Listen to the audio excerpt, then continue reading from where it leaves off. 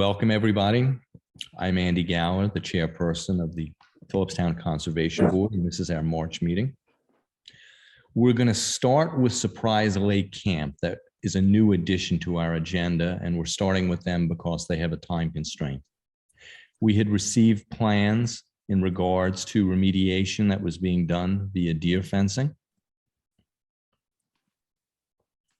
Matt, would you like to speak to that at all? And then I think we'll have comments from the board. Sure thing. Thank you for having us, and thanks for your time here this evening. We had, in response to some of the requests and feedback we had heard from the chair and the rest of the committee, submitted both a plan and a narrative outlining our proposed repair efforts or restoration efforts. I think that was all in keeping with everything we had heard, and hopefully will be found to be acceptable to the commission. And I'm happy to walk you through the plan if you'd like. I can perhaps bring it up and share it, or if everybody's seen it and it's just a function of discussion, I'm happy to do that as well. But at a very high level, the intent is that it's a 5-year rollout that starts off with initially fencing in, I think it was about 1,100 feet total, so about 525 feet elongated rectangle with some deer fencing. And well, actually, let me take a step backwards. First, restoring the grade, providing natural seed and erosion control, some sediment control to prevent any kind of erosion from leaving that site, and then afterwards to give it a chance to take, establishing approximately 1,100 linear foot tree line, not tree line, a fence line that would prevent deer and other factors from prohibiting growth while the plant life takes place. And then the idea would be that we would, over a period of 5 years, replace some of the local plantings as well as some trees, and do that as part of an education program that we'll offer through our nature program at camp, so as to ensure that something like this doesn't happen again. Matt, do you want to share your screen just to put up the plans so that everybody can refresh themselves with it? That would be wonderful.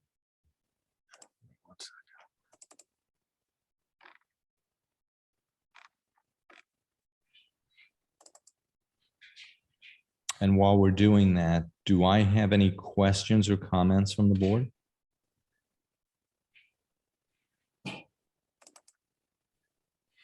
This is basically the continuation from last time where the deer fencing was going to be put up over the perimeter area, right? Yes. It's not new. Okay. It's not new. This is old business. Okay. Andy, can I say something while Max is Matt's Yes. pulling up? Ironically enough, the young lady who's running our nature TEVA program, I told her about our Lorax program. She is writing her master's graduate thesis on the Lorax, and the plans work well into what we're doing. And I just thought it was an appropriate timing. And I'm happy to share the plans for the summer with all of you when she sends it to me. But I just thought it was funny when I told her about it. She goes, I'm writing my thesis on that. So I'm looking forward to doing that going forward. And it was a great idea. I know it came from here. Great. So on the first page of the plan that we'd submitted, we give a thumbprint view of the affected area. You see this red location up here in that top corner. Beyond that, there is pardon the view there. You can see the elongated rectangle. Again, it's got a slight curvature to it, but the elongated rectangle we talked about, that'll have a fence perimeter, and the siltation controls on the downward slope side of the hill, and some general notes about what we'll be putting in for deer fencing, for some of the plantings for the erosion control. And then on page 2 of that plan, you can see a cross section through that space, both of the existing condition, which I'll just quickly highlight here as well. So you can see the, you see, oh, why isn't this drawing? Not sure. Oh, it's not allowing me to draw for some reason, but you can see the area that had been damaged that will both replace boulders, we'll finish off the grade, and then we'll stabilize the natural earth grade, restore the natural earth grade, and make sure that it has both an erosion mat and seeding and plantings. And then you can see the fence line that will go, I think it's a 6-foot fence line that goes around the entirety of the perimeter, as well as the hay wattles and the siltation control to prevent erosion as well. And then to supplement that, I will stop sharing. Unless does anybody have any questions on the plan before I go to the narrative? I think there was, Max, you had made a recommendation about the distance away from the area to put the fences. Was that taken into consideration? It is. So in the revised plan, I think we're calling on average 20-foot wide fencing. So it's not just the damaged area, but giving it enough room beyond the damaged area so as to allow it to stabilize. Okay, Max, does that meet what you had suggested? I don't remember the numbers before. I don't think we Max? discussed an exact. Yeah, I Yeah. don't think we discussed an exact number in terms of dimensions, but Andy and I were talking about this earlier today. So Andy, I don't know if you want me to hand it off to you and Yeah, I kinda mean, go we back were, and forth with the yeah, I applicant. mean, we can go back and forth. I mean, we were talking about this and I have quite a bit of experience with deer fencing, considering I have about 4.5 acres of my property that 20 years ago I fenced off. And Max and I were talking about, we feel that the thin ribbon is going to be problematic in terms of not only regeneration, but deer getting in. And we feel that it should be extended to a minimum of 50, probably better 100 feet. And it's not a tremendous amount more of fencing. And I think what's going to dictate the width, and it might be one width on one side and one on the other, and maybe even serpentine, is really what the different grade is. But I think we're not talking about a lot more labor or material, and I think you'll end up with a far better result in terms of forest regeneration. Did I say it well, Max? Yeah, I agree 100%. You know, we had also quickly discussed, you know, would you be better off with electric fencing? But I don't think here, I think the two problems are there's not enough people that do that anymore. And hopefully between 5 and more likely 7 to 10 years, you'll take the fencing down. I agree on the timeline for taking the fencing down. The other thing I agree with you on the electric as well. Electric fences in a shaded area very problematic because the batteries just don't last as well. And it's one thing when you're in an area that has field and so on that you can have some sort of a solar panel trickle charger. But in this area, it just wouldn't do its intended service without routinely having to either bring a generator out there or to disconnect the battery, swap out batteries, etc. So I have a nitpicky thing that I'm basically channeling our late great wetlands inspector before Max, David Klotzel. On your plan, it calls for hay bales along the downslope. Those should be straw bales, not hay bales, right? Yes. So actually, if I can comment on that, thank you for pointing that out, MJ. The actual intent, I believe, is to use straw wattles.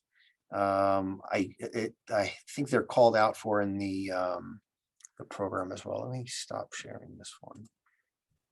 And I can't remember if it is in or not, but I will try. I just noticed on your plan, and we used to see that a lot more. And hay has seed, straw does not, so. Yeah, no, I can actually, I had, see if I can, and if you want to see the spec on it, I can bring that up as well. I don't know if it's I believe you. If the plan is for straw, then that's terrific, but you may want to just adjust that notation on your plan.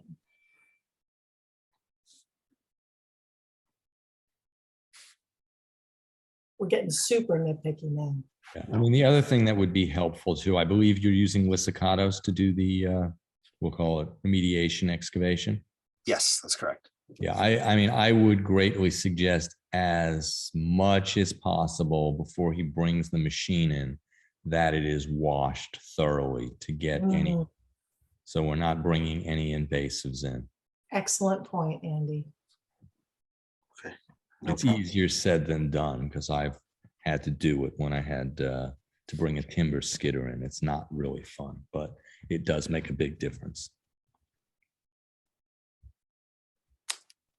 Okay.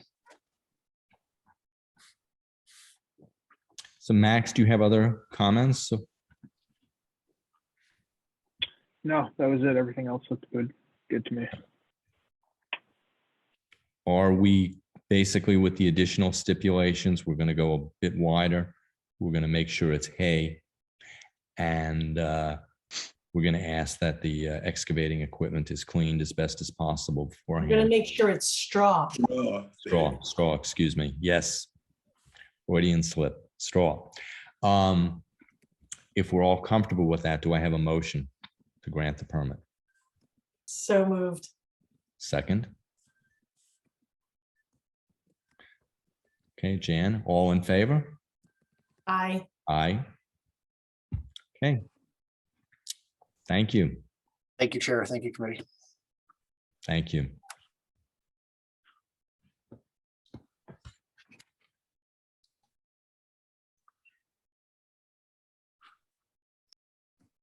Max, just quickly in terms of old business, everybody received a copy of the Putnam County Board of Health septic permit for Justin's Way. You want to just a few sentences fill us in where we are? Yeah, I issued the permit for the construction of the driveway up to the proposed home site last month to Steve Marino after we had discussed some additions to his mitigation plan to include chemical controlled invasive species and a multi-year monitoring plan for the restoration plantings for the mitigation area for the filling that would occur for the driveway. So that was all finalized last month. Excellent. Okay, let's move to new business. Excuse me, the last old business, which is lot number 3, Rockwald Drive, Jonathan and Anna Maria Pierce. Good evening. Good evening, everybody. This is Vinny Sickles from River Architects. We are back again to present a update to our proposed planting plans, which we've been working on since our last meeting. Interim, we had received our permit from Max to start with the tree clearing. We have currently begun prepping the site entrance with our tracking pad and the kind of erosion control to make an entrance to access the property. And we're currently scheduled to start felling this coming weekend. All the trees have been currently marked, and we've sent photo documentation to Max, and he gave us the go-ahead to start cutting trees, leaving the stumps in place for the moment until we have the rest of the erosion control in place before we do any more site work there. We've received our approved septic system plan from the county that was submitted to the board. And as far as the rest of the house goes, everything is still in the same place there. So I'm kind of just basically here to introduce Liz Campbell-Kelly, who will be kind of presenting more of the details on the planting plans and mitigations with her work and Trillium site walkthrough. And I guess what we're looking for approval from the board tonight, the one thing is with the start of the cutting, we're looking to basically seek approval to do a cut stem treatment of any Atlantis that has to be taken down at this time to allow for the access road, and then also any bittersweet that'll be cut and disturbed as a part of the tree filling at this time. And then also, I guess that's it for me. I'll hand it off to you, Liz, to go over your scope. Great, thanks so much. Yeah, so I'm Liz Campbell-Kelly from Hudson Garden Studio. Andrea, my colleague, is here. And then we're also working with Tom Lewis from Trillium, who's here. So I think I'll walk you through the landscape plan that we've developed with the Pierces. And then Tom will go through his report on his recommendations for best practices And then we have kind of like a calendar that combines the herbicide and invasive removal treatments with replanting that we'll present at the end. So I'm just going to share my screen. One sec.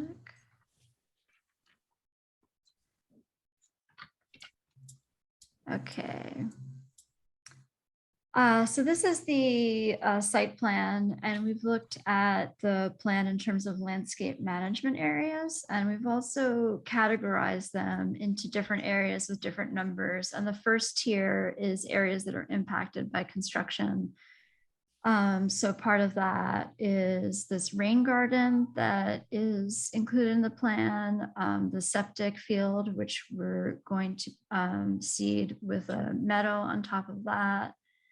We have the wetland area and then the edges of the wetland over here. And then we have roadway slope stabilization up along here. And then we have the house zone, which will be landscaped later after construction of the house. In tier 2, we have improvements that will improve conditions within the development zone, but are not within the development zone itself. So there we have the kind of drainage streams and then the kind of wet areas around that. And then we have what I'm calling like a development buffer, so that when you know, there'll be clearing within zone 8, and then there'll be additional light let into the wooded areas around it. So our intention is to kind of create like a shrub screening in that area to prevent additional light going into the wooded layers there. And then the third, we have kind of general improvements to the site. And there we have a woodland approach section. So this is kind of the woods that are around the development areas. Okay, and then this is the result of our first site survey. So on here, we've mapped areas of invasive plants. Those are over here, stiltgrass, multiflora rose, etc., within the different areas. And then we've also identified a few notable natives. So we found a nice kind of huckleberry patch that's over here. We found some cool high bush blueberries, also kind of in the bee zone. And then, you know, some nice species within the wetland itself. So some spice bush, goldenrod, there's some asters, tussock sedge, red twig dogwood, sensitive fern.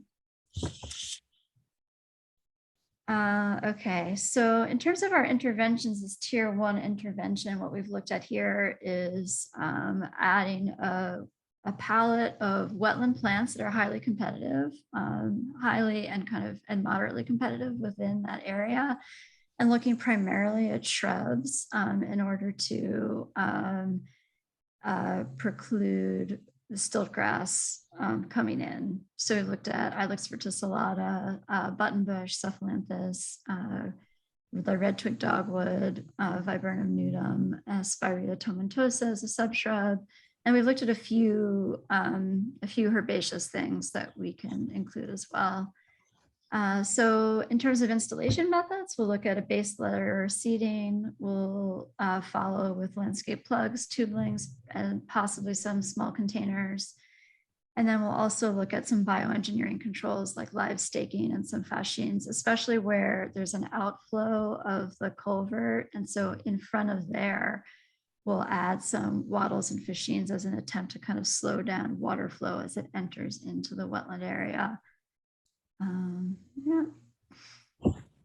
On the edge area, the palette is similar, some highly competitive and moderately competitive wetland shrubs. So looking at Sambucus, Clethra Rhododendron viscosum, Rosa palustris, Salix discolor, Cornus sericea, Cornus amomum, and then an herbaceous layer. So in this area, I think we would do a seed mix. I've looked at the Ernst Mix 137 specialized mix for shaded, obligate, facultative wetland areas. And there'll be similar planting strategies as zone 3 as well. On the driveway slope stabilization area, this we're looking at a selection of highly competitive xeric shrubs. So we're looking at sweet fern, Rus aromatica to control the slopes and prevent erosion. Rosa Carolina, Galosaceae. We would take some of the Galosaceae that would be impacted by the construction and attempt to transplant it into that area. Cornus racemosa, Christmas fern, and some sedges. For the rain garden for the house, we'll look at a kind of typical section where you have base layer that is, that is inundated most of the time, a slope section that is temporarily inundated, and then the buffer, which also is a kind of can handle like a wet, dry conditions. The septic meadow, this is the description of the partially shaded roadside mix, which is a woodland opening meadow mix from earned seed. In the second tier, and these kind of areas that will improve conditions, we have using bioengineering shrubs to try and fortify this gully.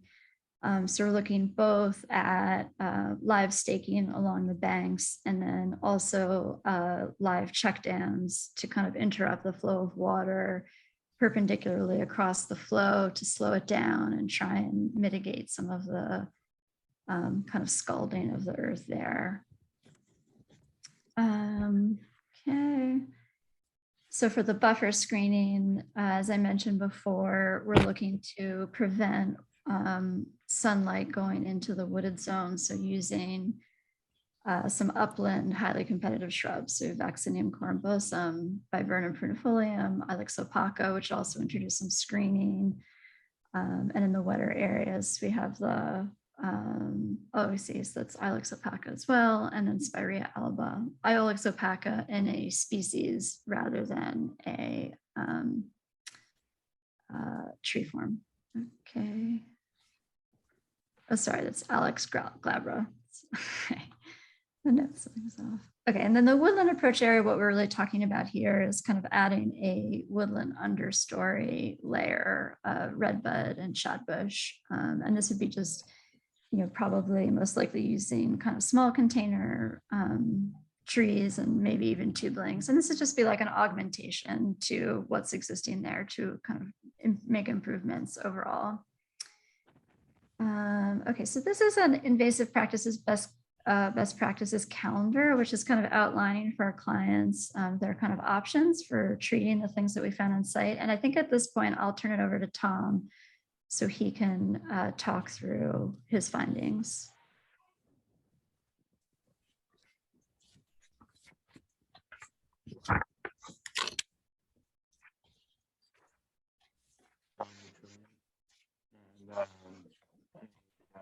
Basically, if I can see, I'll share my screen as well. Oh, I guess Liz, you have to stop sharing your screen.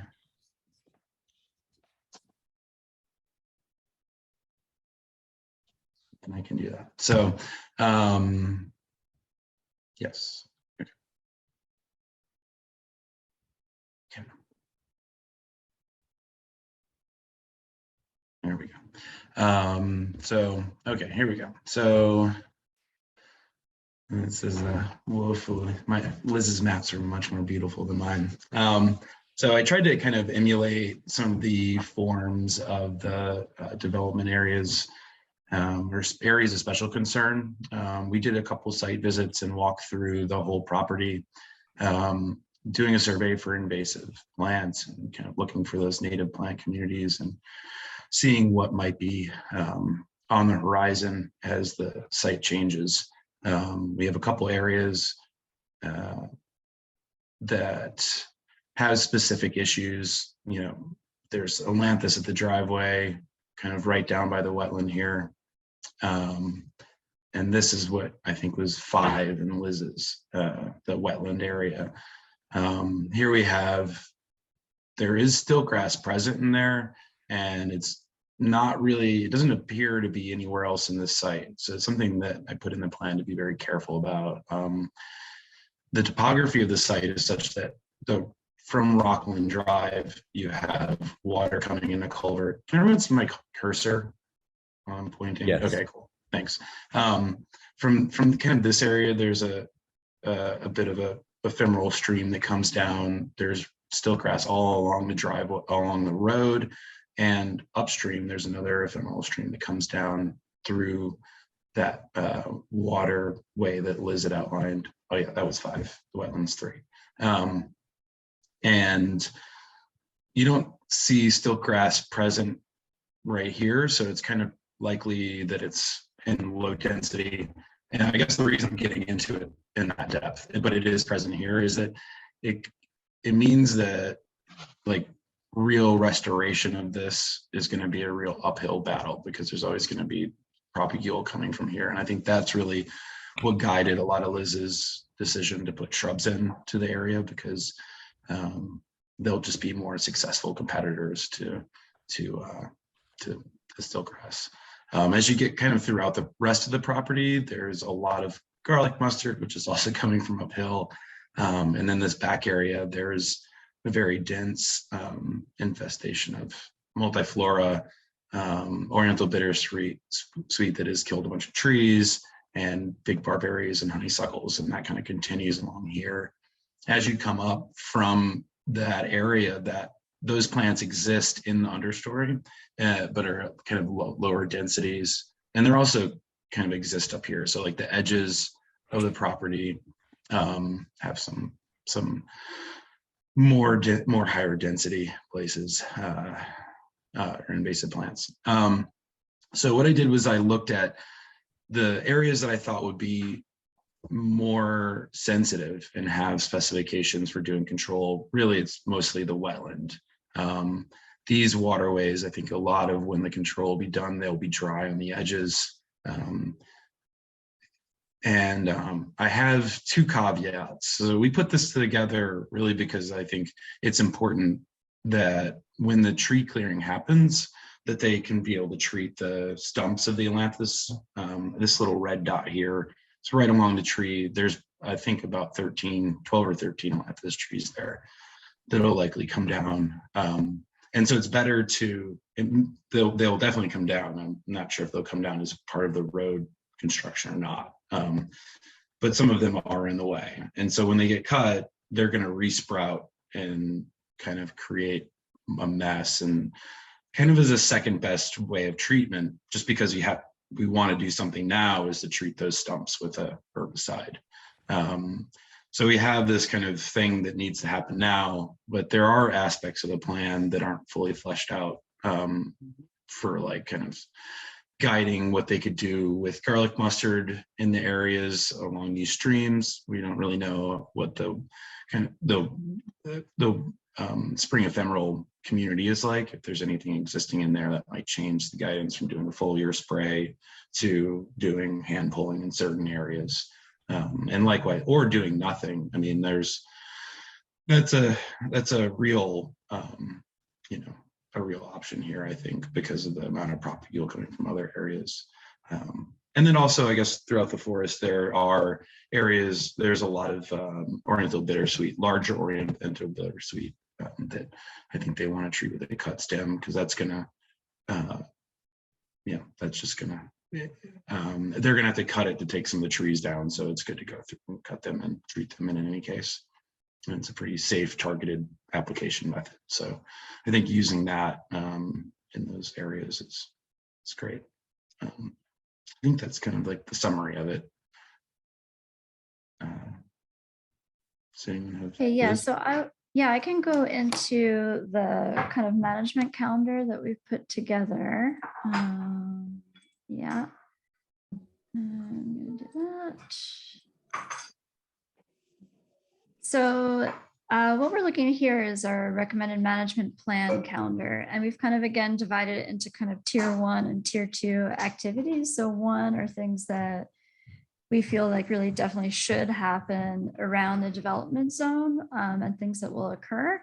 And then the second tier are kind of like almost optional things that the client can do to make general improvements to the property as they own it over time. And so we have a legend over here. So including site inspections or like little red target. We have our felling, we have some herbicide applications, hand pulling, et cetera. So I'm not sure exactly how much detail you want me to, go into the calendar. But basically, in March, we're showing the felling with the herbicide treatment, and that would be the bittersweet and the ailanthus that we're talking about now. So that's one thing. We'll go make a visit in April to look at the ephemerals and see what the extent of those spring ephemerals are. And then we'll go again in May, which is what we discussed at the last meeting with you, in order to look at what additional herbaceous materials are there. We have the seeding in there as well. This is, a way to do the around the wetland area to kind of start early. We're talking about doing a mugwort spray, which is up by the roadside in June. And then in July, the torching would be within the wetland area, which is kind of how Tom has recommended dealing with stiltgrass and also other woody invasives within that area. And we would do a follow-up on the torching in August. And then after that second torching, we would do some additional seeding in that area. September is another site visit to kind of monitor and see where we're at, along with, just checking my notes here, some hand pulling as well. I think that's of stiltgrass, of anything that's remaining. And then we've put these additional plantings tentatively in October. Everything is kind of dependent as well on the construction schedule. And then I see in the July herbicide treatment is also giving any ailanthus that haven't been cut, of doing an herbicide treatment, then killing them, and then they would be felled in November. So those are kind of like the tier 1 activities that we're looking at. And then the other second tier is looking at things like, hand pulling wineberry, cutting woody invasives. We've kind of have it in here as like an April activity. It can also happen in November. Any time in the kind of dormant season is best. We've looked at hand pulling garlic mustard at this time, and that would be just to see, going forward, we would look at if there's a dense patch, we could use an herbicide treatment there, but just because we haven't seen what ephemerals are present, we're kind of holding off on that for 2022. C is some additional seedings. This would be some bioengineering controls in the gully area, as well as hand pulling any garlic mustard and flour. Then we have, some additional cut stem application of bittersweet with an herbicide treatment. Just timed it for July. It can happen in a larger period. But it seemed like if we were on the site doing the ailanthus at that time, we could do them together. The F is more garlic mustard. Again, and this was a time when we could do an herbicide treatment without worrying about spring ephemeral presence. And then some additional seeding. If you pull, then you want to seed after the fact to follow up. And then this G is kind of off-season work of cutting woody invasives and hand pulling wineberry. So that is our, how we've attempted to address the site. What do you mean by tier 1 and tier 2? Is that spaced over time, or like quantity, or I just don't know what the difference is? Yeah, I understand. So basically, I'm just going to pull back to our original site map. So tier 1 are things that are kind of happening in the development zone that we feel like are really important to do in this round, that we really need to do. And then the tier 2 are kind of things like, there's garlic mustard over there. It would be really nice to pull it out. But sorry, I missed that. Okay. Yeah, no worries. And then this is, it's a guideline to, kind of help the owners and the whole team kind of, synthesize all of the information in Tom's report and my report as well. And it's, it's kind of a living document. So you kind of have to we'll modify it after we do the site inspections, et cetera. And then we get more information about the construction schedule. Yeah, are there any questions about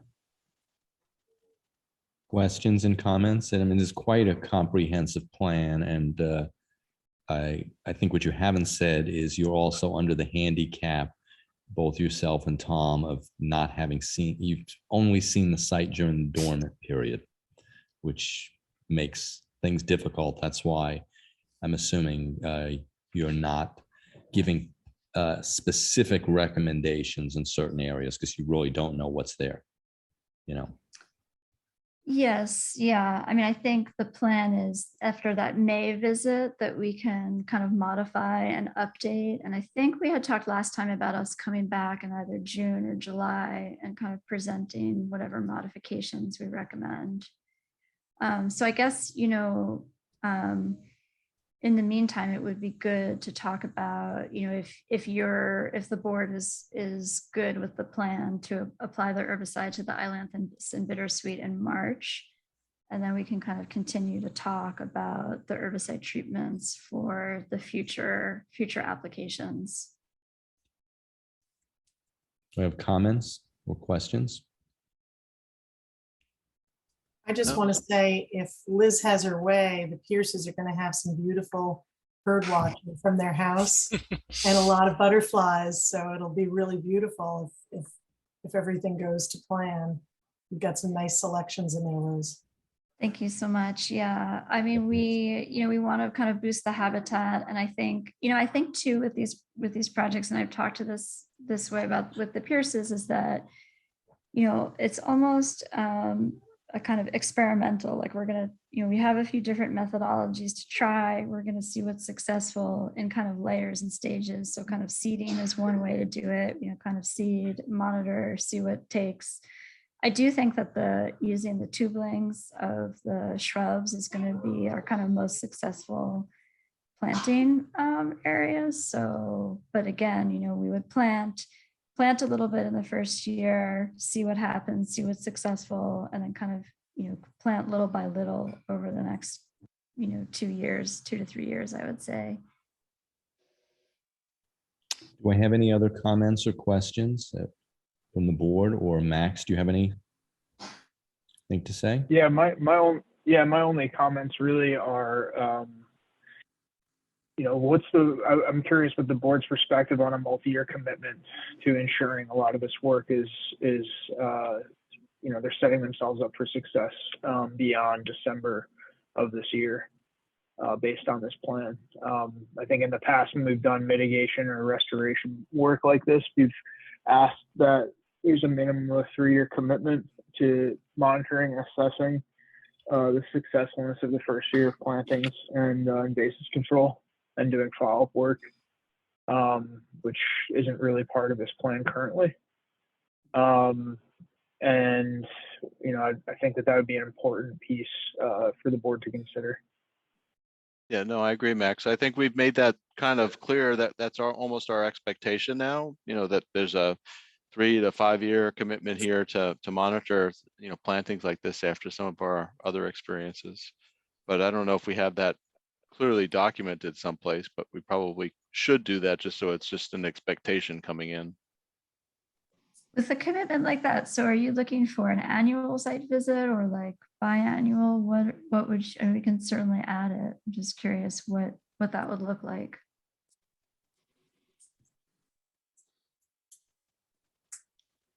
I think it would be oh, sorry, Bob. Go ahead. Nope, you go. You're the expert. Yeah, so-called. I think it would just be a monitoring plan, and at the minimum annual, but I don't think putting a specific once-a-year time frame on it makes a whole lot of sense when you're dealing with such a broad spectrum of invasives here. I think the schedule you put together about a multi-year monitoring or site inspection schedule makes sense. I think it's more for us about the successfulness of what you're trying to achieve.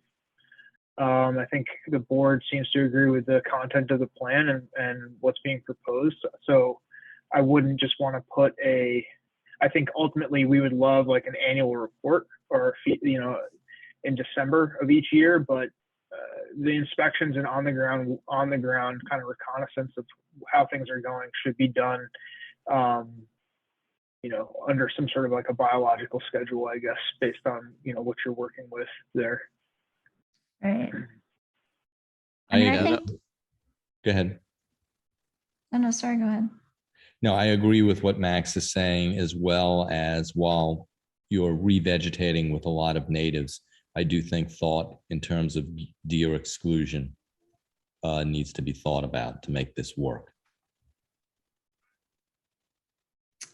Yeah, we have, yeah, deer is always a challenge.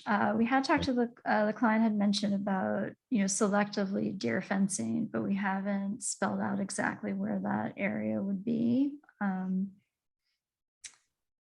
in part, I mean, I would imagine, kind of around the wetland area would be a good place to start for that. So I think what you need right now, what you're looking for at this meeting right now, and correct me if I'm wrong, is Yeah. essentially permission to cut the ailanthus and bittersweet, cut and actually treat before you cut the ailanthus and bittersweet in the construction area. Am I correct? That's the that's correct, absolute yeah. immediate. So That's correct. Max, how do we permit that? Well, I Because could some do of a it's minor within- permit. Right? Because that's what I think it is. Some of it's within the wetlands, some of it isn't. Because I think a fuller plan for us to give a permit for all the plantings and the work done. I don't think we're ready for that. I think you're very close, and you've certainly given us a wonderful planting and invasive species management plan. But I don't think we're ready to permit the whole thing right now. But I think what you need is to be able to do the ailanthus / bittersweet and any other vine work that's by the construction site. Am I correct? That's right. Yep. So Max, that could be done under minor permit? Yeah, and I would just stipulate that we use a certified applicator within the 100-foot setbacks of the regulated areas for any work that occurs within our wetland buffers for these plants. So we can issue a permit of minor significance for that section of this project. Is everybody on the board comfortable with that?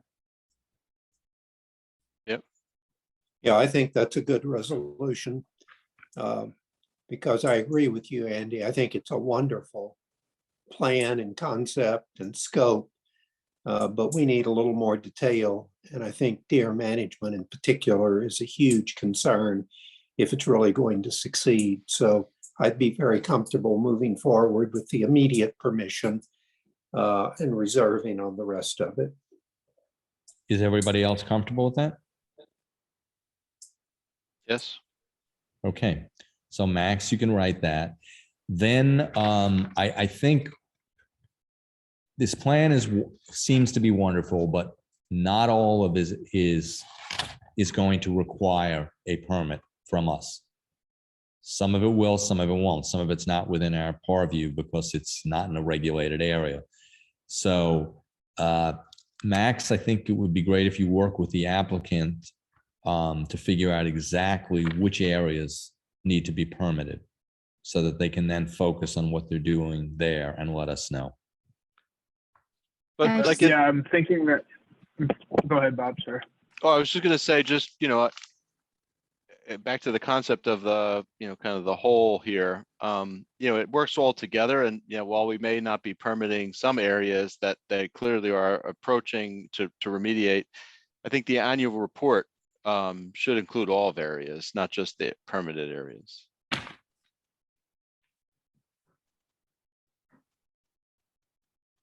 Would that be okay? Yeah, I think that's fine within reason. It's just the way I read this, the work they're doing on the property, and I've been to the property, is far and beyond what most people would do. Yep. Yeah, no, agreed with that for sure. I just, was trying to feel like, I was feeling like, the overall area and understanding what's going on comprehensively would be a benefit as opposed to, just kind of seeing the isolated areas that we have purview over, but that's Right. fine too. If it's too much, obviously we don't want to do that. I think we could find a median. Also, somebody in the chat said the Pierces had their hand up. Do they want to say something? Yes, hi, this is Jonathan Pierce. I'm with Anna Maria here. I think it's important now as we present this plan to the board that we be very clear about our expectations going forward and our obligations or commitments to, especially in the sense of deer fencing, because that can be quite large. As I think, Mr. Galler, you mentioned at the very beginning, you had to fence a 4 or 5 acre property, a part of your property with deer fencing for some years and maintain that. I've personally set up deer fence 6 feet high in California for a 3/10 of an acre property or in circumferentially, and it's quite a work. And so I do want to make a differentiation. I had this with Liz. We talked before that. What are we really obligated to do? And then we have very good intention to expand that and to work on in other areas of the property, but that we need to protect the wetland and it'll have to be fenced, I believe, because the shrub, placement and so on, it's going to have to be done. But I want to make that, if we can get a sense of the board at this time so that we don't create an undue expectation for future. This part will turn into, a almost 6 acre garden park. That wasn't our understanding in engaging this project in the first place. I hope I made myself clear and I haven't meandered too much, but that's really our question to the board. In my view, you've presented a landscape and invasive management plan for a significant part of your parcel, which goes far and beyond a lot of what we need to permit. And I think it's great. I think it's great. I just think there are certain areas, particularly within the wetland buffer, that you're going to need to think about whether it's deer fencing or some other method of exclusion, which even can be, there's a lot of other ways. I mean, some people have success using chemical exclusion. Some people, I don't think you have enough of it where you are, but have used slash from tree cutting to temporarily keep deer out and so on. Right. I don't think the board is not expecting you to, maintain, 1,000, 2,000 feet of deer fencing. My goodness. Thank you. Yeah. We want to get that, that sense going forward before we, set a momentum. So, clear about that. Thank you. Thank you. okay. So I think right now, the plan is Max is going to provide them with a minor permit for what needs to be done now. And then they're going to come back and focus on what we are going to permit specifically in the bigger plan, particularly once they're past the dormant season and know what actually exists that should be there and should not be there. And I guess the board would also like to know, even though it's not mandated, what else you're doing to help improve the site. So it gives us just a better picture of the overall plan. So I think, so will that mean that we would re-present the calendar and these kind of distinctions between what is mandated and permitted versus these kind of, I want to almost say there, it's like a guideline and other things that the Pierces could do to improve the larger scope, but are not required to. That would be present that in like June or July. Is that what we? Yeah, I think that would be schedule. Yeah, I mean, I think that would be fine. And I think a lot of it is, we'll almost call it a red line. What we are going to permit or will affect a permitted area, what has changed now that you know what's on the ground? Right. Yeah, absolutely. Because, from what it looks like, both you and Tom have done a great job and done it, with your expertise, but a bit shooting from the hip because, you know, you can only on the whole look at woody plants and some remains of herbaceous and just have an idea rather than knowing exactly what's there. Yes, that's totally true. Yeah. But I'm impressed.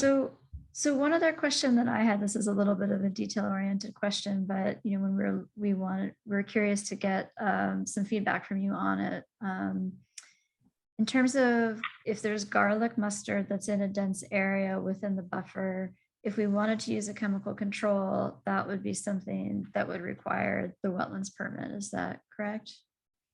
If it's within a Yeah. wetlands buffer, yes. Yeah, and if it's in the wetland itself, is that also permitted or not Yes. allowed? Yes. Well, it Permitted. depends. It depends. We would most likely permit it if it was Yeah. done by a licensed applicator with Got it. experience and proven successfulness of the methodology you're proposing. Right. Okay, I that mean, sounds good. we are not generally against herbicides. Mhm. There needs to be a reason for using them, applicating them in the proper amount and timing, and also realizing perhaps the most important rule is what is going to come up in its place. Right. Right. Absolutely. Yeah. Okay. And Tom has worked with us before. We've provided him and his company with permits for other properties he's worked on here. Yeah. Yeah. I also just wanted to kind of stress, and this is a little bit of just what Mr. Pierce has been saying, is that, you know, the landscape plan is there in terms of like the best case scenario, and that the tiers are there in order so that we start to try and make these distinctions about what is required and then what is like the end goal. And then, you know, they're very hands-on homeowners as well. So we're trying to set it up so that there are things that they can do themselves over time as well. So I just wanted to make sure that that's clear. Yeah, I think that makes sense. Okay. All right. Well, thanks very much. And there's things in the management plan that are not herbicide applications. So I don't know, maybe, you know, those are things that they can implement, you know, as things can move forward. Yeah, I think that makes total sense. Okay. Anybody else have any other comments? Well, we appreciate the thorough work that has been done. Thanks very much. Thank you for your time. Thank you. Yeah, Thanks for the time. Very nice work. Thank you.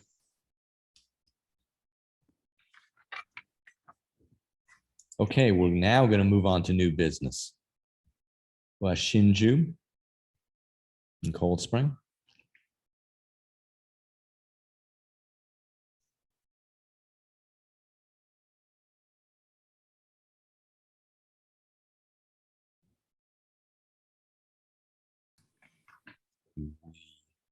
Hi, can y'all hear me now? Yes, we can hear you.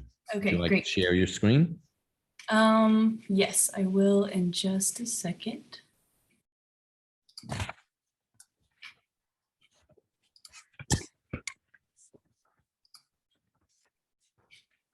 Okay, I'll share it in just a second. I'm Blair Patterson. I work for One Nature, and we're a company based in Beacon. We do a lot of work with ecological planning and construction, and we also have a native plant nursery here in Beacon. The other person on the call is Brian Quinn. He's the other principal at the firm. And he'll chime in at some point if he needs to. So we've been working with the owner of 11 Shinju since last fall, and we're requesting permission to install a deer fence through a couple of wetland sections of her property.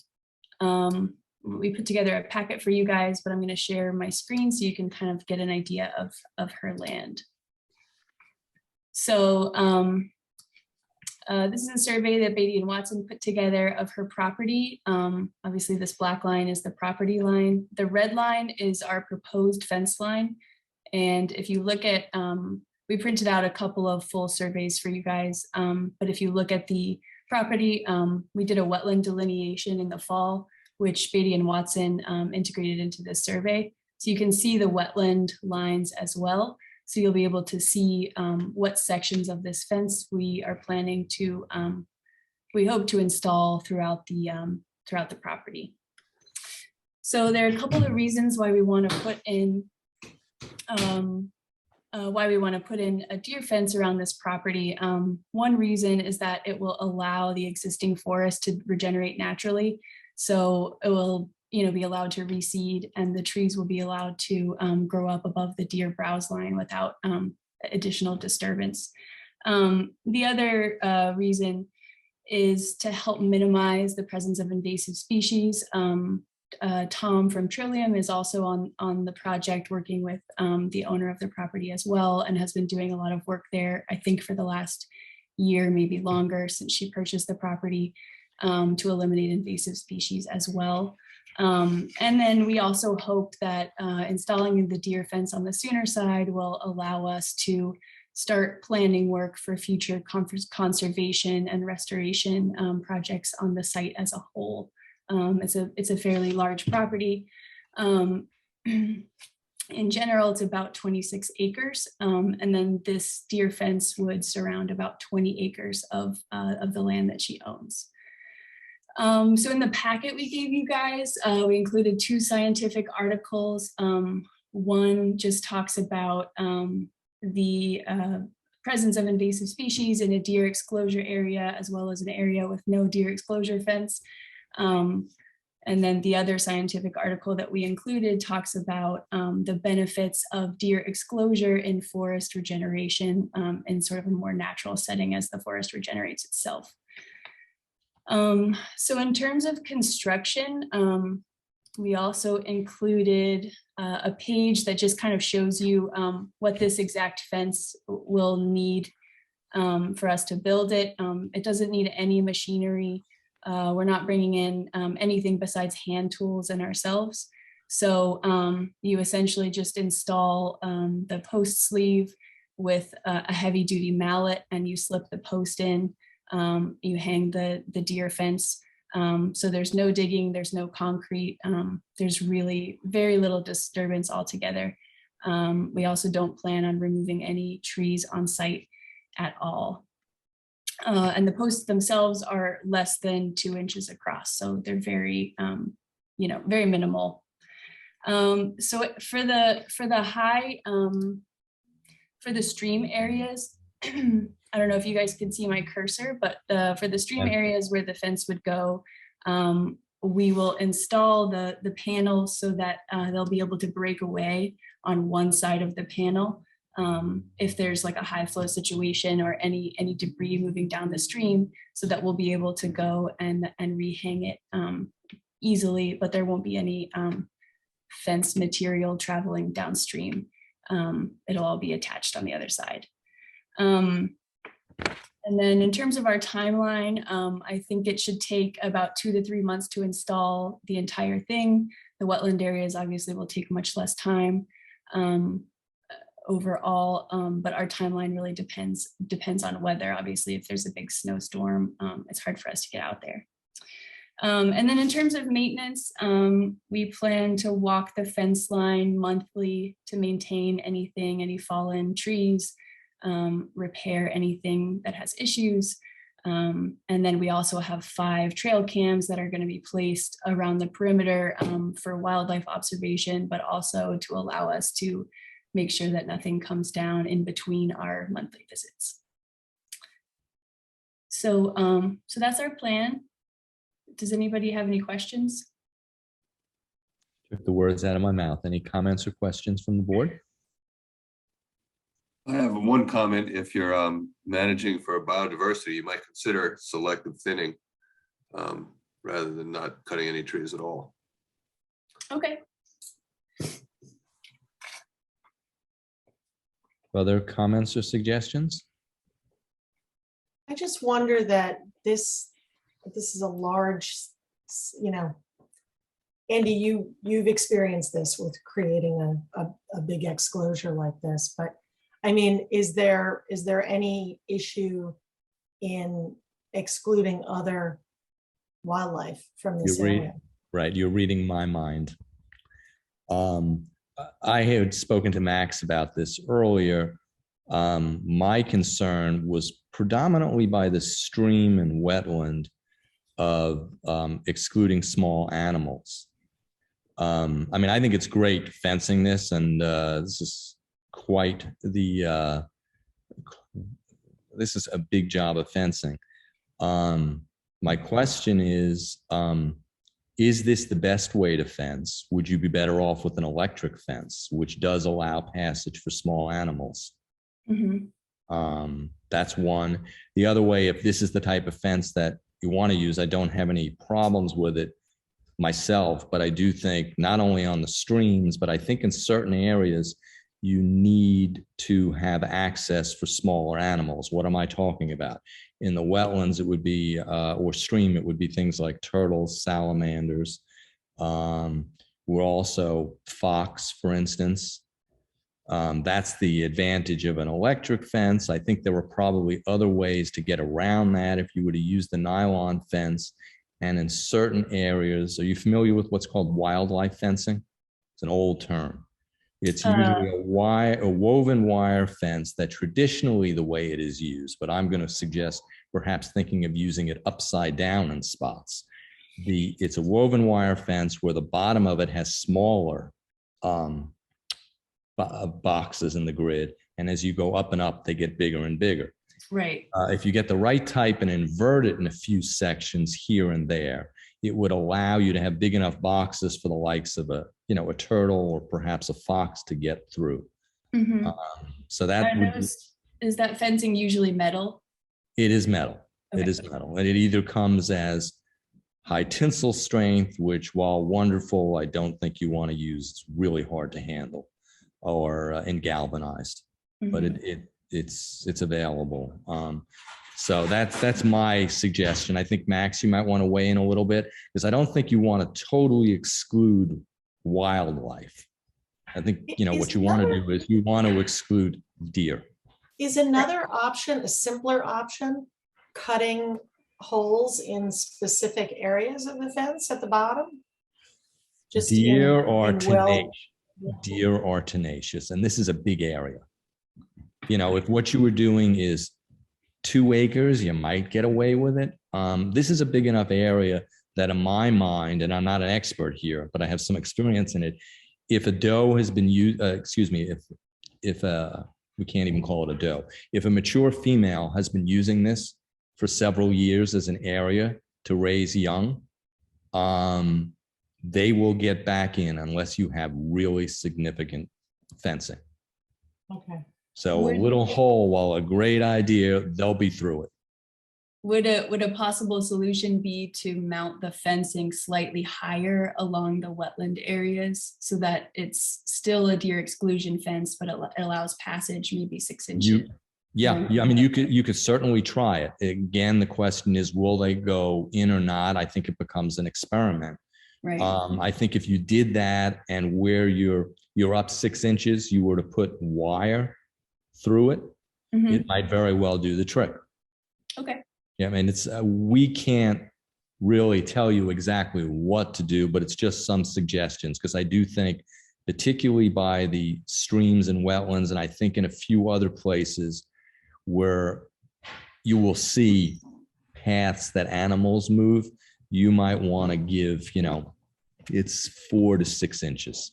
Right. And we could potentially put a wildlife cam in areas where we're trying out the 6 inches or even 10 to see what kind of animals are passing through that and adjust as needed. So great idea. Okay. There's, if I can interject, I've done some work with my Ennis River Gorge in Westchester.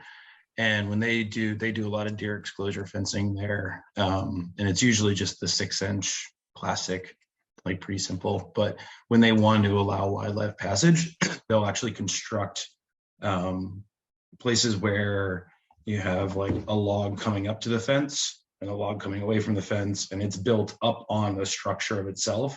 So, we've seen bobcat on the property, and coyotes, they would actually be able to go up on that and walk through it, but it wouldn't be something that a deer could walk up. It's not like stairs or something like that. So right. there's a lot of cool options out there. Right, or I know And I've it's something that's been in discussion, right? I think we've talked about it a little bit. yeah. What yeah, about a hybrid, or like, using some electric fence just in that one area there, just to give a little bit more room for creatures to go underneath, just. I wouldn't recommend that, Bob, because the electric fence is a to-do unto itself, because you're using high tensile strength wire that needs to be stretched. And if you're going to do it in a big area, yeah, it makes sense. Little areas, I think it's going to be more grief than it's worth. Okay, no problem. I also think that requires concrete, right, for high tensile, and we're trying to avoid any major digging. It can be done without, because where I have it, there is no concrete. It can be done, but Okay. I think, as I said, my concern, and Max, I'd like you to weigh in, is really that we, particularly in the wetlands, but I think in a few other spots, that there is access. And like Tom said, that's a novel approach that I think works in the drier areas, but in the wetter areas, the bottom is going to have to be free for reptiles to be able to get under. Though turtles do climb at times. Right. Yeah, and I think that we want to ensure that what we're permitting is going to be, viable into the future and effective. I know there's some questions here as to how this will work, but we definitely, we don't want to just be providing a permit to even provide, put forth a minor impact into these areas if not ultimately necessary. So I think that's something that the board should weigh out in the decision here. And I think I mentioned this to you all before, that you ensure that you discuss with the code enforcement officer that you're meeting the zoning regulations for fence heights, and ensure that you don't need a variance by the zoning board for the fence heights you're proposing, even for deer fencing. Right. So that ultimately, our permit will be contingent on that ultimately. Right. Well. Matt, sorry, I didn't want to interrupt there. If you were going to say something. Yeah, go ahead, Tom. Okay, Max, you just said something about it being ultimately necessary, and I wonder if you could clarify that, because I feel the trajectory of the project that Terry has initiated, the fence is kind of necessary. So I'm not sure if that's where you're going with your statement. If you'd mind clarifying. I just want to make sure that if we do permit you going in there and trying this through the sections of wetland and over streams that potentially could fail, that the approach we're taking, and I know there's a lot of discussion on how to best mitigate for preventing deer from coming into the site, but also allowing other wildlife to transgress through those areas, that we do it in a way that is going to essentially be effective for the ultimate, the goal that you're setting forth here in the application to prevent deer from going into the property, instead of just not doing the fencing at all, or or reconfiguring the fencing for only certain portions of the property that make maybe more sense, maybe the upland areas, that would have less of a chance of failure ultimately. So we're not going through the wetland, pounding in these stakes, putting in fencing, having to take it back in and out, like all those different steps. While I think it can be really beneficial if done right and done effectively, if that's what you're proposing, the board considers, maybe we weigh that option out too, I guess, looking at this. Okay, thanks for the clarification. I think that's the goal on Terry's, and I'm sure 1H's side as well. It is, yeah, it is. Yeah, if I could interject, this is Brian Quinn. Here I work with Blair, and we've installed quite a few of these fences. Really appreciate the input on how to have animals cross and have it as permeable as possible for everything but deer. And thank the board for that input.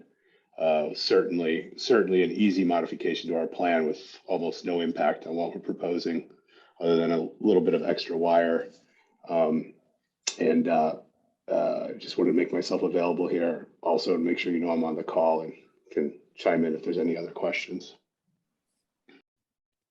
Ideally, when would you like to begin construction? Ideally, as soon as possible.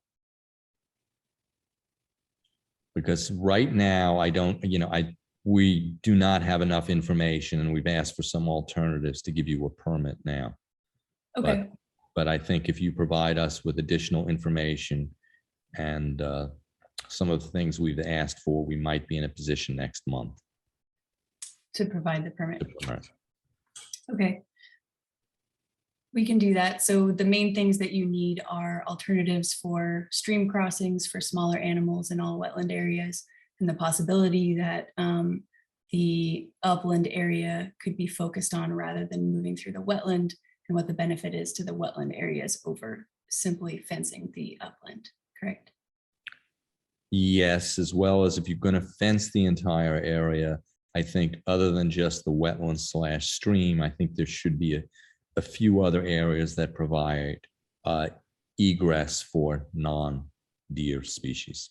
Right. So we have been discussing that in the upland areas, options for other animals to pass through, the possibility of culverts or slits in the fence or various log debris that allows things to climb over. So those are all possibilities, and we can provide options for that.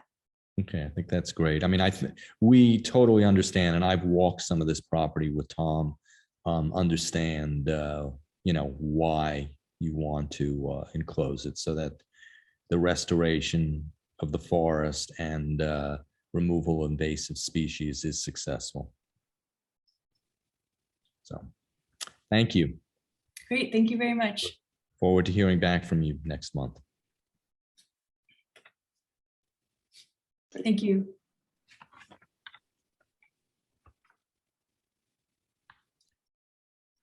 Okay, we're going to move on to, it would be 2 applications, perhaps 3 of the Hudson Highland Land Trust.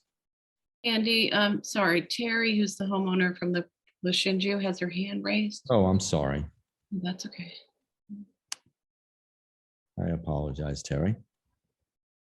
No problem. Sorry about that. Actually, you guys all covered what I was about to say at the very end there, which is it is a incredibly ambitious project, and there's been extensive conversations about wildlife passage. That's part of the plan we're putting together in this restoration and regeneration project that we're embarking on. So the idea is to get, if we can take care of the deer as soon as possible, then it allows us to start moving forward with everything else.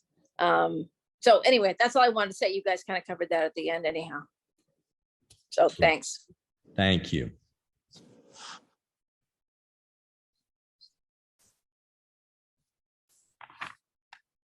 Okay, so we have the Hudson Highland Land Trust, which has submitted 2 applications. One is for work on bridge deck, and the other is for remediation on the 6th and 7th greens. Just as way of disclosure, I don't think I need to recuse myself unless somebody would like me to, but the land trust does hold a conservation easement on the property my wife and I own.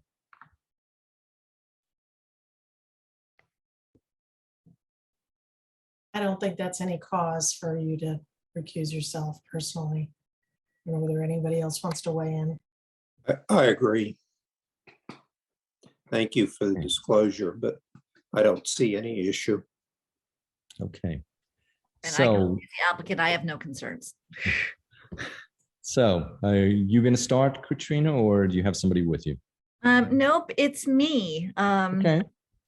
I will really quickly kind of share my screen. Let's do what I think is the easier of the 2, which is the bridge first, if you will. Okay, I was going to just real quick. Oh, I can't. You want to go through the whole thing? That's fine, but well, I can start at the very beginning and then jump to the end. Okay. So real quick, just as a little bit of background for everyone, the Hudson Highlands Land Trust now owns 57 acres of the former Garrison Golf Club. We acquired the land in December 2021. I mean, really December 28th, 2021. And prior to acquiring the land, we had an enhanced phase 1 environmental site assessment done, along with a structural assessment to kind of know what we were getting ourselves into. Initially, all of this work was going to be done prior to us acquiring the land, but just because of time constraints, it wasn't possible. So now you get me and not Chip. The report found a handful of things. There's an old bathroom that should have either been repaired or removed. We are transitioning it to a picnic pavilion, and we actually have the appropriate permits already for that. It is nowhere near a wetland or a steep slope. A bridge required repairs to replace the deck and provide an alternate hand railing, which is what, Andy, you were alluding to. And at that time, the 7th green had elevated mercury levels. They were above residential use, but were fine for commercial use and did not kind of raise to the level of industrial. So no action was required, because passive recreation should be, generally permitted under commercial use. But when we started asking questions like, would you put your child, on a blanket and have them eat a sandwich, on this area, the people who had done the soil testing from Chazen kind of were like, no. We decided to do more testing. We tested the other greens where we thought that kind of most people would be, and found elevated mercury on a 2nd green. So from there, I can kind of go to the very end, which is, I'm going to show you the pictures of, let's see. Oh, I have to go back. There we go. This is the bridge on the property. So Snake Hill Road and Phillipsbrook Road is right back here. This is a retaining wall. This was basically treated lumber. It was installed maybe 10 to 12 years ago. And as you can see, there are several places on this bridge that are essentially hazardous. The height of the railing also doesn't meet standards. Someone could technically hang themselves like over it and fall into the waterway. So the structural report basically said, fix these boards and change the handrail. What we are suggesting is, instead of replacing the boards in kind, actually grade 2 black locust. So it would be much more resilient and last a longer amount of time. I'm going to go to the very end of the slideshow and show you, this is the bridge from the side. Originally, our concern was having to work either in the stream bed or on the buffers, but the contractor has assured us that they can basically remove the existing bridge deck and handrail support, and then put the scaffolding off of the bridge itself, so it would not in any way, shape, or form impact the stream or the stream, buffer. Do you want me to stop there, take questions on this kind of component of the permit? I think that makes sense, because this is going to be one permit. So Katrina, can I ask a question? Are you going to need to do anything with those wing walls or the supports on the sides? Or is No. it just the decking Just the decking. and the railing, and that's it? Yeah, so we're actually getting new beams that will go up higher, so that there'll actually be 3 layers, of the handrail to make sure that people can't go through or over.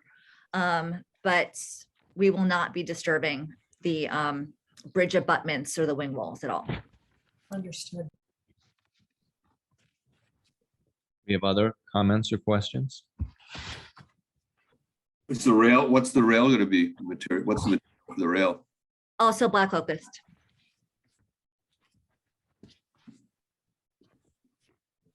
Have other comments or questions? I think, Max, and I think you can weigh in. I mean, I think this is a good thing I think it's certainly permittable. I think what we're missing, though, for a permit is how we're going to protect the stream. Unless I'm missing something in my packet. Max, you there? Yeah, I guess, Katrina, can you just go into what the contractor is proposing to ensure that there's no water contamination during construction?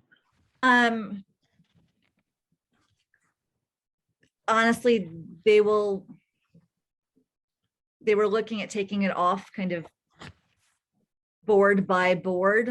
There was not going to be any power washing. There was not going to be anything like that.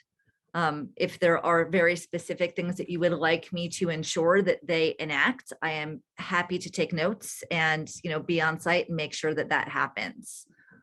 I mean, my thought is if what were there now was something like black locust and splinters of it fell into the stream, I wouldn't be unhappy. But what's on there now is pressure treated. So I think there needs to be some tarp canopy to catch any material that's coming down. Okay. Anything And else? that shouldn't be difficult underneath that, that aluminum kind of plank that they're going to be working from, right? That scaffolding that they're going to be hanging, right? They can hang it underneath that. Yeah, they should be able to kind of, if you have the scaffolding on either side, basically put it underneath. A lot of it should come up as individual boards, but as you saw in the photo, there are some areas where it is already splintering. So I think, it's a prudent measure to take. And I assume that the pressure treated lumber is going to be disposed of off-site. Correct. Yes. Max, is there anything else you think we need to be able to permit this? Because it's relatively simple. No. As well. Yeah, I think we had I had some initial conversations over via email with Katrina regarding the permitting fee schedule. So I think this is another one that I'd like to permit as a minor permit. And Katrina, I can email you the cost for that permit. I had her hold off on submitting application fees just because I wanted to hear the board's feedback on how they wanted them to proceed with this. So is everybody okay with you, Katrina? I'll follow up. Is everybody comfortable with handling this as a minor permit, which is essentially maintenance? Yeah. All agree with that? Yes. Okay. Yes. So we don't need to vote on this. We're leaving this up to Max to permit. Okay. Okay, good. Next. Now I go back. Yes, you go back. This is the harder one. Hopefully. Okay. So let me go forward a little. Let me actually just kind of give an overview on the map. So HTLT acquired essentially 6 parcels. We are starting a comprehensive plan, right now where we're going to be doing scoping and design charrettes and really engaging with the public as much as possible to develop kind of long-term plans for the project. The end of last year, we started doing hikes with people to get ideas as to what they wanted. But even before we acquired the property, we knew historically from the 1950s through the 1990s, mercury, arsenic, and other heavy metals and contaminants were used on golf courses in many respects to treat mold. So in our initial kind of enhanced phase 1, we had one fairway, which is this fairway right here, the 7th, the tee and the green. I'm learning all of these golf terms, tested multiple times to basically see like what were the different concentrations. In those tests, the only thing that showed elevated concentrations of mercury above residential was the green. Then when we kind of started talking about picnics and where people are going to be, We wanted to test those other areas where we saw as tentative picnic locations or places where, you know, children and families would be spending time as opposed to just kind of walking across. And honestly, all the fairways tested just fine. So we tested a location here and a flat location here because they were more shaded, and these are the areas that we thought that people would be. I can't see my cursor, but hopefully you can there. And, you know, this area tested just fine, but basically the green on number 6 and on 7 both showed, you know, elevated levels of mercury that we just weren't comfortable with. So we then kind of approached Jason and looked at mitigation measures that could be done. You know, there are other things that people have looked at doing as opposed to just removing the soil. You could keep all of the heavy metals in place and cover it. But in my mind's eye, you know, I hope to be there a decade or more, but what happens 20, 30 years from now when someone doesn't necessarily know and they go and disturb the soil, or, you know, they regrade something. Sunflowers and other vegetation has been used in some instances, but then you have kind of the same kind of worry, you know, if you're using sunflowers, what's to say people aren't going to be cutting those sunflowers and taking them home or trying to eat the seeds. So honestly, just kind of removing the soil and moving it off-site to a facility. The facility that we have found is in New Jersey, where will essentially, as I understand it, be diluted with clean soil and then used probably on a landfill as kind of a cap for a landfill. As kind of a permanent fix for this problem so that we didn't have to worry about kind of families on that area. So I'm going to show you the 6th green. I am standing on a cart path at this location, looking at the green, which is right here. If I go to the next slide, this is the cart path that I was standing on, looking up to Snake Hill Road. This is the entrance gate. And then the green is kind of on the side over here. And then this is looking down towards the bridge that we were just discussing.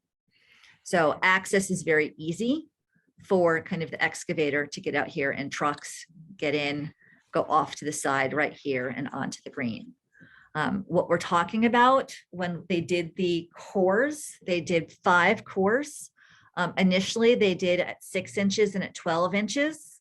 And when they did the second test, they actually went down to 24 inches. And it, you know, once they got beyond 12 inches, it was pretty much clean.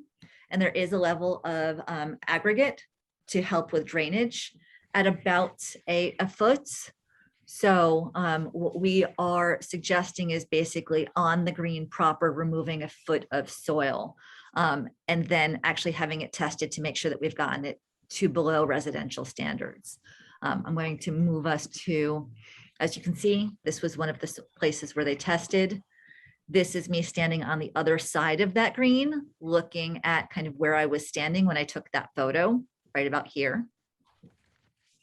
And I know many of you have walked the course, but if anyone wants me to kind of show you where I am on the map, please let me know.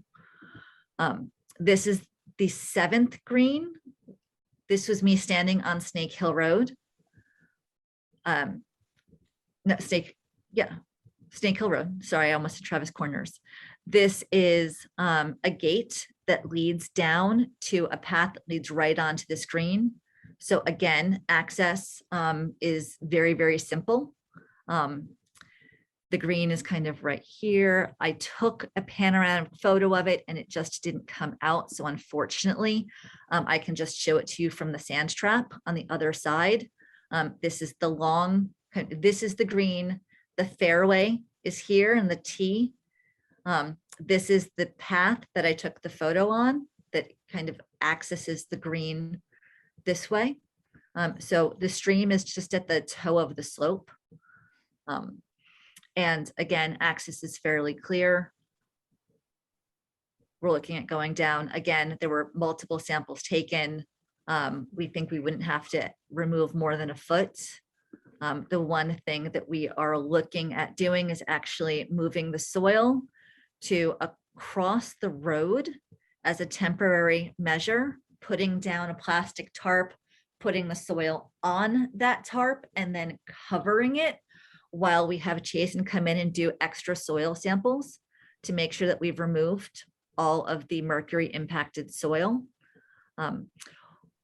Precautions that we're looking at taking is making sure that the soil is not saturated. There has been no recent heavy rainstorms, but we also don't want it to be particularly dry. If it's going to be remarkably dry, we've talked about having misters there to make sure that, there isn't, a lot of dust in the air. We have looked at borrowing from other golf courses what is called a green cover. It's essentially a special tarp that is put over a green on kind of very nice pristine golf courses to make sure that the greens aren't impacted from storms. So if we can't get that from an alternate course, tarps could be used to cover it for the few days that it would take to get the soil sample testing back. We've all agreed to pay kind of for expedited testing so that it should only take, 2, possibly 3 days as opposed to the 7 to 10 that it would normally take. We want to maintain a vegetated buffer around where the soil removal is being done, put in a silt fence. And I will note that in our application, we specified for straw bales, any place that needed bales. And then kind of once we are confident that we've gotten the mercury to residential levels, regrade, bring in some new soil and revegetate. So Katrina, have you, this one part of the issue is the soil, but that's a pretty wet area generally. Have you tested the water to just see if there's a lot of leachables in the water from, whatever contaminants are there? We haven't, no.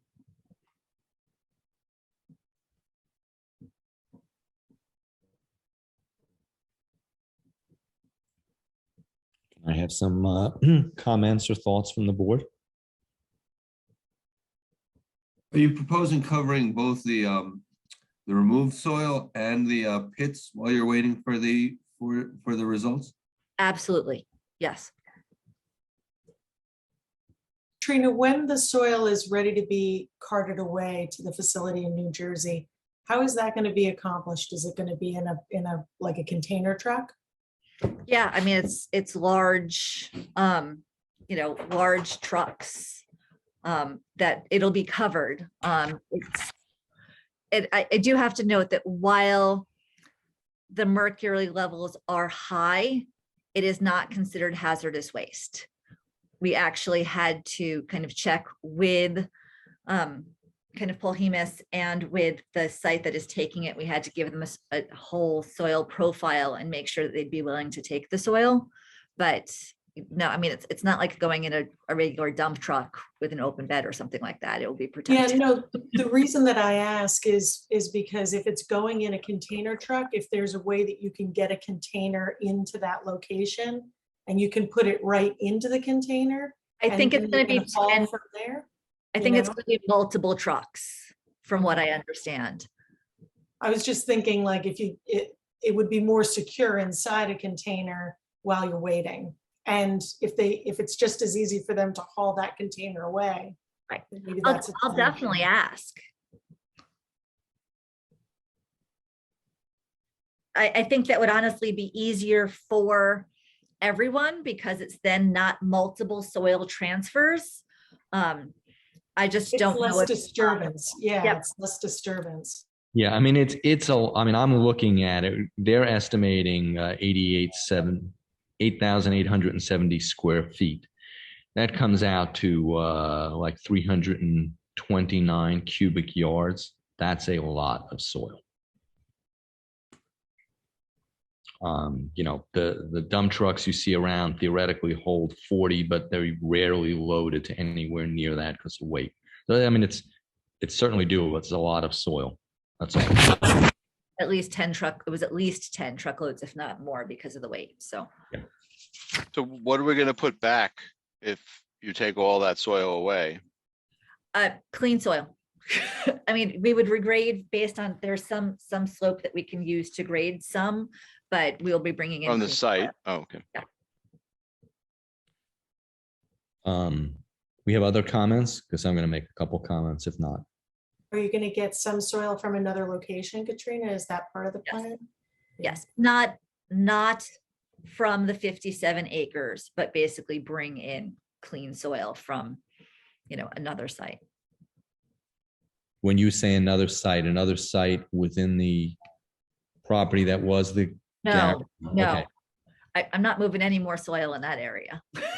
So, I mean, personally, I think this is permittable, but I don't think it is now because I think we need to have an engineer stamp plans, including a narrative for what's being done. Max, would you weigh in? Do you agree with that?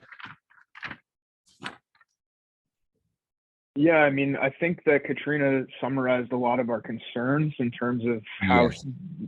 We would mitigate any potential hazards that could present themselves. But I mean, Katrina could maybe, I don't know if the board, as you said, Andy, would want to see that on a stamp plan from an engineer, but how did you surmise coming up with those mitigation measures to, or protection measures, I should say? So to be completely honest, we actually had Chase and Labella give us a proposal for basically doing, Andy, what you had suggested, and it was close to $9,000. Right. Instead, we asked for an hour of their time and basically asked them to discuss any and all risks that we would encounter and provide us ideas and plans as to how we could mitigate them. So, I'm happy to go back and have them, prepare the plans, but if it was possible for us to not spend that money on, them doing the application, Right. if it was just, stamped plans with a narrative, it would be a fraction of that, but it was just a bit of a gulp. Right. No, I understand that. As I said, I think the concerns are that, where is it? If an engineer were overseeing it, it's their license on the line. So, because one of my other questions was going to be in terms of who is doing the excavating. I mean, our experience with Paul Hemus and at least one other excavator in town have been wonderful. With And other it's Paul people, Hemus. Paul yeah, Hemus I know is that. doing it Yeah, I know with- that. You mentioned that. with Chazen on site. Right. Okay. Because basically, with others, becomes sometimes problematic. So really, I think that the question here for the board is, what are we comfortable with? The concerns, I mean, we've talked about where's the soil going? How are we protecting the soil once it's dug out temporarily to make sure that enough has been dug out? I mean, that's been discussed. We didn't discuss the timing, but I assume you're going to do that in a somewhat dry period. You're not going to, right? Not totally dry like dead of summer where dust might all of a sudden be a problem. Our preference is to do it, ideally not, I mean, depending upon what the spring is like, because we also want to make sure that we get, grass growing and retaining the soil that we're bringing in. So we're going to make sure that it's not too wet, not too dry, no rain in the forecast. And, so so you are going to contract an engineer from Chazen's to oversee the process and be on site. Yes. So then my question for the board and Max, are we comfortable putting together a permit where I guess we're sort of right, we're taking the narrative that's been given to us, putting the stipulations in and using that instead of having an engineer develop a full plan and a narrative? What's everybody's thought? I think that one thing I'm concerned about is the soil that comes in and documenting where that's from and, making sure that we're not creating another problem. That becomes a stipulation of the permit. Yep. I think that's an important area. if we're not I gonna have somebody agree. overseeing it, I mean, Well, they will have an engineer overseeing it, but yes, I agree with you. I mean, the soil obviously that we're putting in shouldn't be contaminated, and as best as possible, should not be bringing in invasives, that's another great point, yeah. right? As well as be as compatible as possible with soils in the Highlands.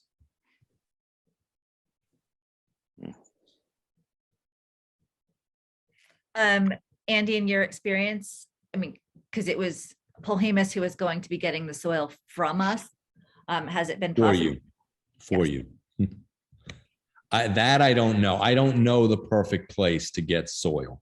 To be honest with you, that's doesn't have anything in it. That might be worth doing a little research on. May not be a place. As well as, even though you're removing, what was it, 88 or 8,000 plus square feet, 325 cubic yards. I'm not sure you're necessarily going to need that amount to replace it with. I don't think That's how you want to grade it. Yeah. That's a lot of clean soil to be buying. No, I don't think we will. I mean, there's oftentimes areas that you can kind of pull in and readjust. Right. Right. The greens, for people who haven't been there, they're very almost built up and manufactured. So once you kind of remove the green proper, the rest can kind of be used to fill in and then just cover.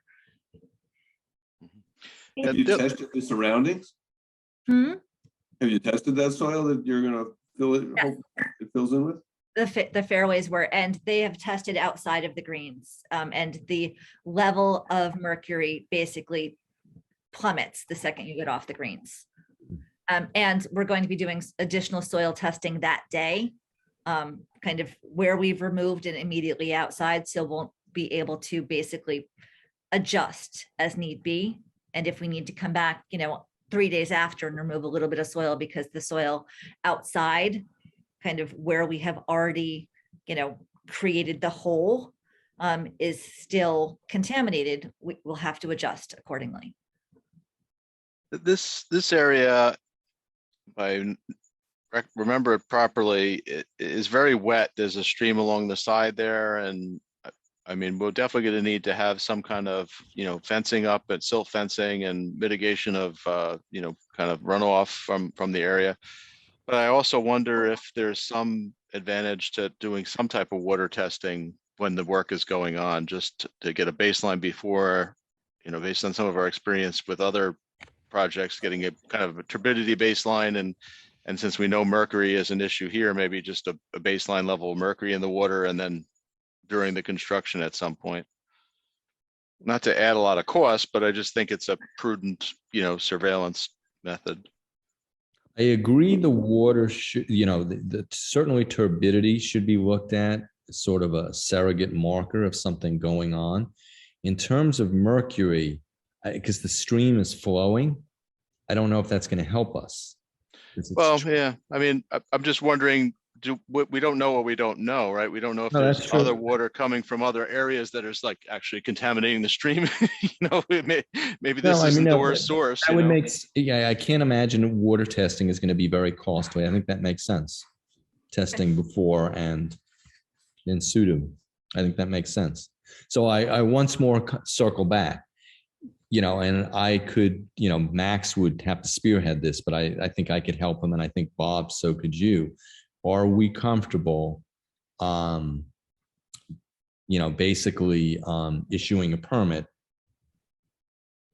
without having with the engineer would be stipulated that an engineer would oversee this project, and we would put together other stipulations, but we would not have a full plan with an engineer's narrative. We would be putting together the narrative. Yeah, I think it should be okay. Everybody else? And Max, please weigh in too. Yeah, I'm comfortable moving forward with that. I think we can do this, right? Yep. Okay. I'm all in. I trust each and every one of you. So. I'm sure you do. All right. So we'll make, I'd like a motion for the permit, which is to be written out in the next couple weeks. So can I have somebody to make a motion? So move. Second. Aye. Okay, all in favor? Aye. Aye. I do have a Okay. question though, even though we just voted. Oh, wait a second. No more questions. I have one more question. So Katrina, just clarify for me how many greens and how many tees you are going to be removing the Green. area. 2 greens. 2 greens, no tee boxes. No, okay, It is the 6th and the 7th green, and that is all. okay. Okay. Just, it brings to mind that this is an issue in probably all of the greens and all of the Yeah, tee I'm boxes, sure it right? is. That's what worries me.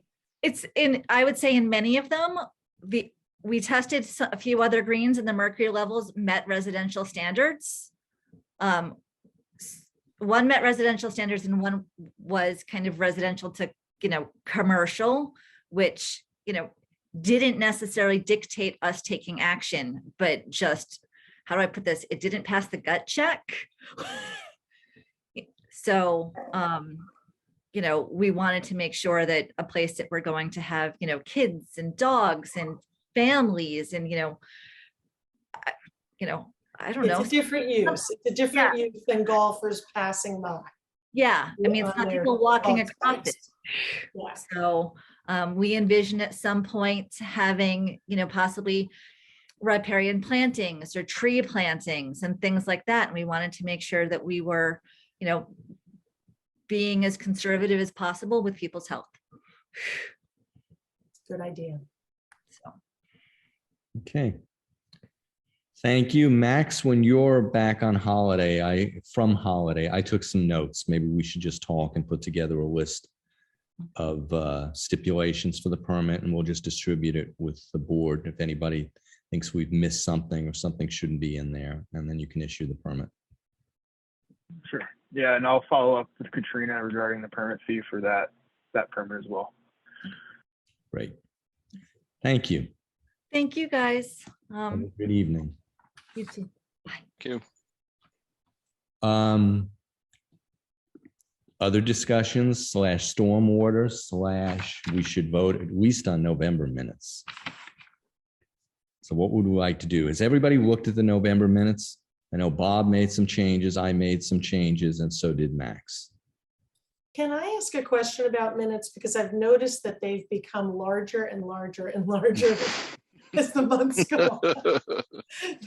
They're like novellas these days. So Cheryl, are you using like a transcription like software? No, it's transcribed through YouTube, and then I kind of just have to edit it and delete, where I could probably take more out. I think I tend to leave more in. Obviously, they're longer. The meetings seem to be longer lately too, so that could be part of it. That's true. But Yeah, there seems to be a lot more like actual dialogue, details than what we've had in the past, rather than, the actual content. But Yeah, I mean, that's because it's software then. So yeah, I mean, I'm not against it. And actually, Zoom has a pretty good voice recognition. I mean, yes, it's harder for us to read, but the whole problem with, historically, 5 years ago, our secretaries would, what's the word I want to use? Sort of make a synopsis. I think from a legal standpoint, we're better off with this, even though, yes, is it fun reading 18 pages? No, but I'm a fast reader too, so maybe that's just me. It just points out how inarticulate I am when I read those transcripts. Like, wow, I have a stuttering problem. Okay, I can deal with that. Everybody speaks that way. But I think, so anyway, are we comfortable approving November's minutes? I am. Yep. Okay, can I have a motion? So moved. Second? Aye. All in favor? Aye. Okay. I'm gonna guess that everybody has not gone through December yet. Or I am did. wrong? You did. I so did. I. Good. Okay. Jan, did you? We can't hear you, Jan. Take yourself off mute. No. will you go through it for next month? I have a Yep. few very minor corrections that if Cheryl, you send me the, the electronic document, it's just a few really minor things. Sure. And we'll knock that out. I have some minor things. If you're gonna send it out and we're not gonna vote on it now, then I could as Yeah. well. So Yeah, we'll just knock that out and we'll get that. otherwise, I have- I wouldn't worry about it, but If I have any comments, Cheryl, I'll send them to you before next month. Okay, great. Great. Excellent. Scott, you're gonna have to read these shortly. I read them, but there's no sense in me voting on them. No, no sense of you. You cannot vote on them, but you'll have to deal with last month's February when you get them. Max, do you have anything else for us? No, I think we're all set on my end. Okay, so then last but not least, in my opinion, but I want everybody to weigh in, I think next month, one of the agenda items should be a discussion of the Hudson Valley Shakespeare Festival, because I do think we should put in very preliminary comments, put them together to the planning board. And I think we should do it in a meeting as an open discussion. And let the applicants know, because they would want to listen to what we have to say. I think, our purview is a bit limited, but I think different members have ideas on wetlands, scenic vistas, and a few other things. And I think it's important that the planning board have that. Does everybody agree with me? I would That's add to that list, Andy, now, greens and mercury Mm-hmm. and remediation of possible soil issues. Oh, Yeah, yeah. and I think the bigger thing too is, there's a lot of wonderful stuff there, not just the land trust, but like the meadows they want to build. The Hudson Valley Shakespeare Festival itself, but I'm not sure anybody has really thought about how do we do this and how do we ensure that it works. Like we were just talking on one of the other things, we're normally doing a 3 or 5 year plan. Something like this is probably more of a decade plus plan to make sure it works. And I think that it's not the expertise of the planning board, and I think they need to realize that. And I think, there are just other little items here and there. So and- where they're gonna put the tent, there was some significant excavation gonna go on to put the tent. If you recall, they were going to basically almost bury the tent in the back, Yep. so it was embedded into the ground almost. So, that's a fairway that's going to obviously need to be tested, and there's going to have to be and it's on the top of a hill. So, yeah, and it's also, I would say, perhaps one of the most scenic viewpoints in the Hudson Highlands. yeah. So and as I said, we shouldn't discuss it now. I just wanted to make sure we're all in agreement. So Cheryl, I will contact Neil at the planning board. You should contact the applicants to let them know that we're putting this on our agenda for April. Okay, sure. Was anyone from the CV present at the visit that the planning board did to look at the bridge crossing? No, I was hoping to go ice skating that day, the last day Bear Mountain was open, but it rained. So, but we've walked that. I know. I was just wondering if anybody was there. It would have been interesting to see the planning board's, impression on the site visit. I didn't get there either. Yeah. So, yeah, it would be interesting. And I'm sure they'll be asking us about that. They may be. Andy, I'm sure the applicant's going to ask, what, or if you would want them to be prepared for that meeting, or is it more just to listen to your concerns? I think it would be to listen to and I wouldn't even see the word concerns. It's our input Points, okay. on the project.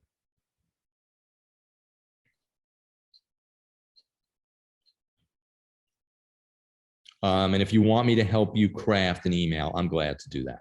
Okay. So, okay. Anything else, or is it time? I think it is. Okay. Do I have a motion to adjourn the meeting? So moved. Yes. Okay. Thank you. Good evening, and everybody stay well. Thank you. You take care. Thank you. Thank you. Yeah. Good night, everybody. Good night. Good night.